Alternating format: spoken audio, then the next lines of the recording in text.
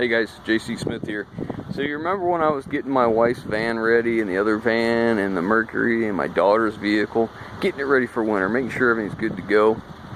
Well, which one do you think I didn't load test the battery on? I'll give you a hint. It's blue, and the battery's dead. So we were gone for a while.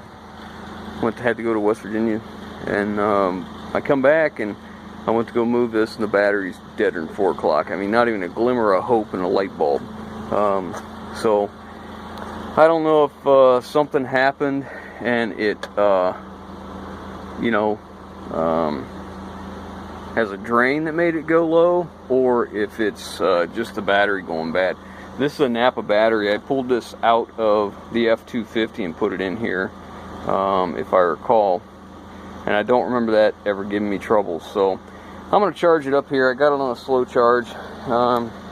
It's up showing 12 volts, so that doesn't really mean anything.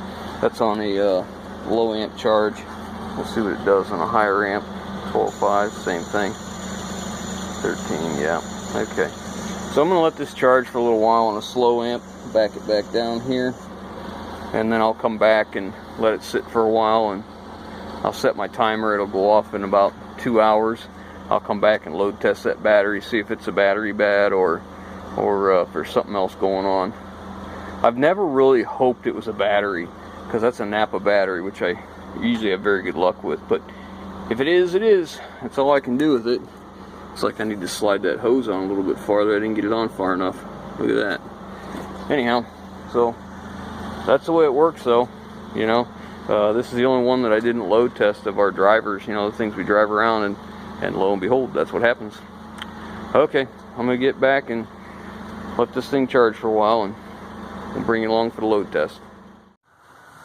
Okay guys, so I got the battery charged up. The battery charger had been on it for a while. I took it, it's been on it for about 3.5 hours, almost 4 hours. Now it was off for about an hour. And when I took it off, it was at 12.5 volts. And then I put my tester on, and look here, I'm down to 11. But anyways, you can see we're down to just over 11 volts. So it doesn't look good for the battery to begin with. Now this is a carbon pile tester. What that means is I've got it hooked to my battery, positive and negative, and we're going to create a load. And there's, if you can see in there, see those discs? That's carbon. So we're going to squeeze them discs together and basically short them out to where we're putting a heavy load on to simulate a hard crank in the cold weather. So we're going to turn this. As you can see, I've used it quite a bit. Okay, we're going to put a load on it. There we go, so our load. I can tell you right now, this battery's no good. Look how quick we're dropping here. And we only got to 200 cold cranking amps. And we're way down here. So this battery's junk. It's no good. So I need to change that out real quick.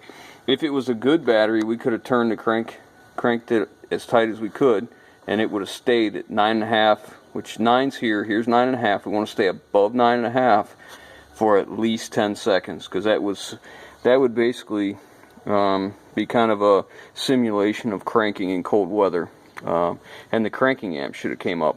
It should have been up here. About half is what I was looking for. Half of what it was rated for is all I was really looking for. But it failed. So we'll be taking this battery out, and unfortunately, it's a Napa. I took that out of my F250.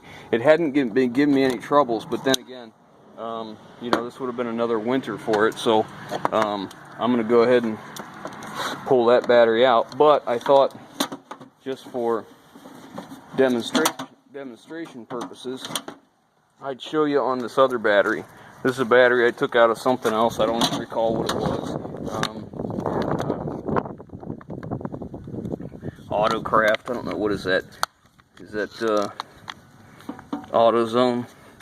I don't know who makes that. Okay, so you can see it's showing right at 12 volts. Okay, that's about what we want. A little bit more, and that'd be all right.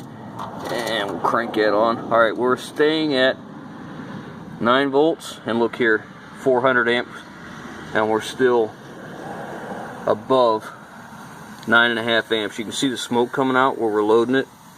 Okay, we're still staying 9.5 and cranking up to about 500. So, you know, that's a good battery. We're looking for it to come back as close to 12 as it was, It's coming back up. Look at her. So that's a pretty good battery. Now, the likeliness I could load test this again and get the same results is going to be lower because we've already pulled a lot out of it. Okay, so now we're down to about 10. There's 200. Turn the pile on. Man, that's a pretty good battery. We're almost up to 400, getting close. And there's 9, so we don't go any farther.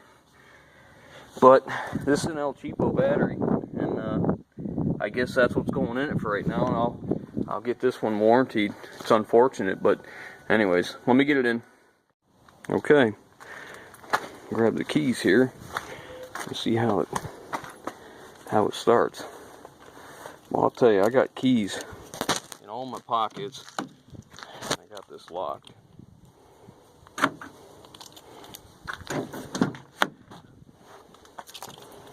Let's see how it starts now.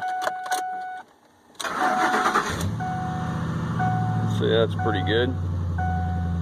Full tank of gas. Alternator's charging. Oil pressure's good. Okay, so I got the El Cheapo battery. They came out of something else in there for now. And I've got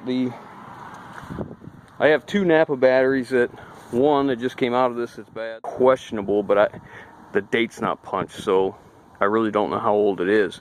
It may be out of warranty. It could be quite a bit older. But typically what Napa does is every time we have a year crossover where we go from like 99 to 2000, they'll change the decals on the battery or something so they can see it's whatever version or whatever generation.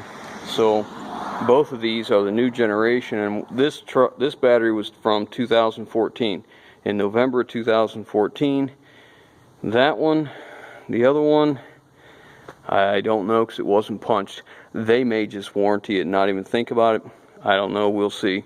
But at least we got something in it for now. It'll run okay, and it should be alright. Get us going until I get the other one. So I'll head out tomorrow probably and do that. I still have to get to my property in Pennsylvania and winterize that cabin before I get some burst pipes. That'd be bad. I need to do that probably pretty quick. So it's been pretty cold for a few days, and it usually gets colder up there faster. But anyways, that's it, guys. That's all I got. So, you know, that's how I load test the battery. You know, today's day and age, they got all these fancy computer monitor things that can check batteries. I use what I got. You know, do whatever you think is best. That carbon pile testers work pretty good. I've never had any troubles with it. It's pretty reliable. But then again, simple is good. Simple's reliable. So, that being said, I'm going to leave you. Alright guys, we will catch you on the next one.